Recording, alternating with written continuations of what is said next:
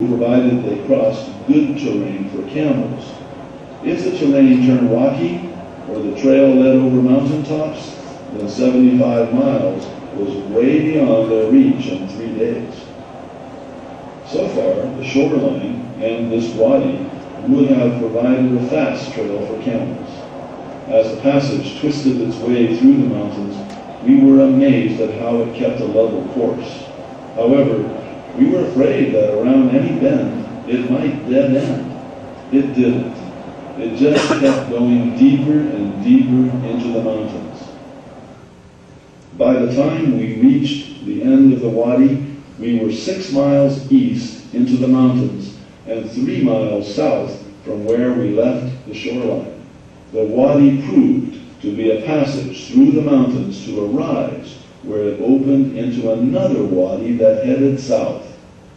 George knew the shoreline mountains of Midian as a giant maze of intertwined mountains. Yet, here before us was a U-shaped wadi that led straight through the shoreline mountains.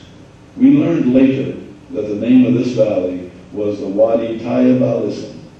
We headed down through the wadi to see where it led. We noticed 3 interesting characteristics of the Wadi Tayyib al-Ism. First, it had no exits. If Lehi entered this valley, he undoubtedly would have followed it to its end. Second, it provided an excellent footing for camels. Third, as we followed it down through the mountains, we were quickly coming to our limit of 75 miles, and what we were seeing was typical Midian landscape. No water, no vegetation to speak of, certainly no fruit trees. At this point, the wadi took a sudden turn to the west and headed for the tall shoreline mountains. Here, we expected the wadi to dead end. Instead, we found an oasis of date palms. The Arabs have a saying that the date palm has its feet in the water and its head in the fire. On seeing the palms, Lehi would have known that he had found a supply of water and food for his family. And how did we come upon this fertile valley? We followed exactly Nephi's instructions. However, the wadi did not end at the oasis. There is a great crack in the granite mountains that separates the oasis from the Red Sea, a canyon of pure granite.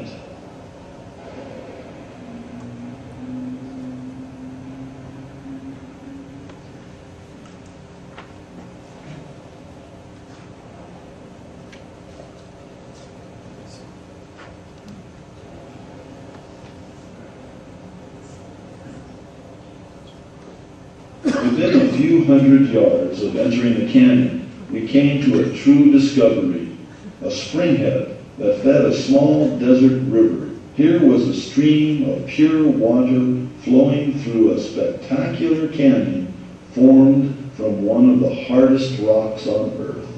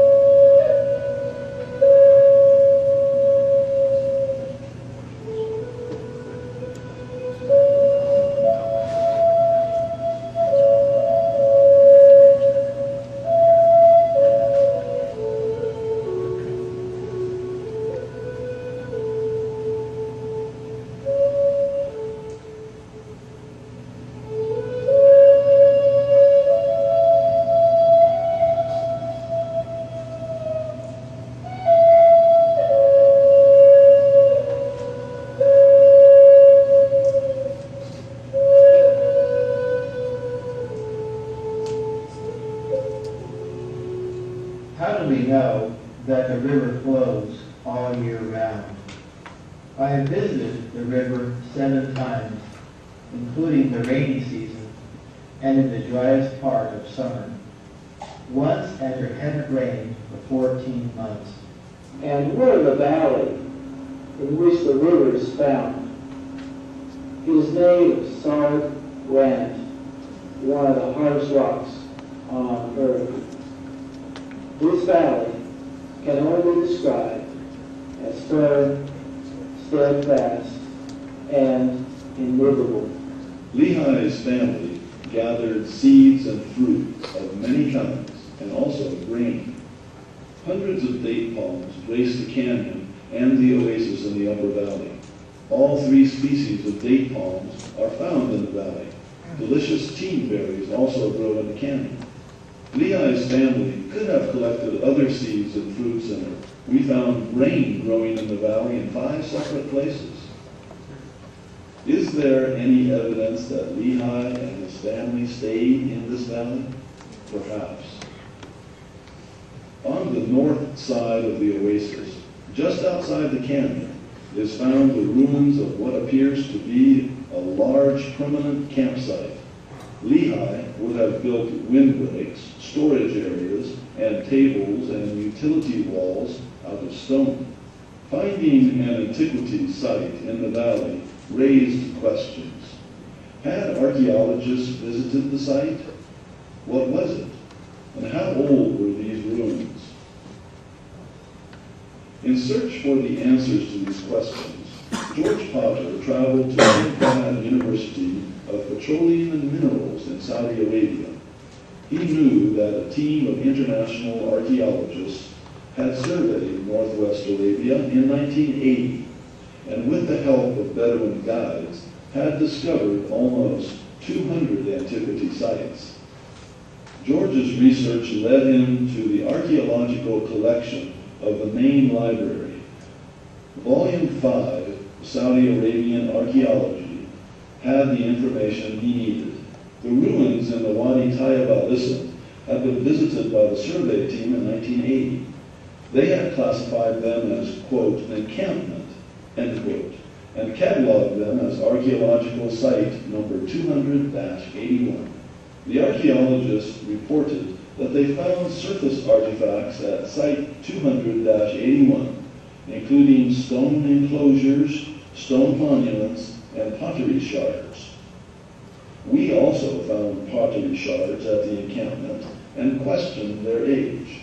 The archaeologists classified the pottery at site as Iron Age, Median, and Hellenistic. They defined the Iron Age for this region as late 2nd to mid-1st millennium BC. We now knew that the campsite dated back to at least the time of Lehi. One other man-made feature caught the eye of Richard Wellington from England, a small stone box buried in the floor of the canyon. So how would Lehi have traveled from the valley to southern Arabia where they built the ship? The answer to that question lies in understanding the economics of the period, the frankincense trade. The frankincense trees grew in southern Arabia by the shoreline in Oman and Yemen. At that time, their weight was worth more than their weight in gold. Caravans with thousands of camels in them would travel from the northern empires down to Oman to trade for the incense. And to support that trade, a trail or several trails were developed and supported. Now those who, the towns and villages that grew up along the trail and these halts became very wealthy supporting the trade.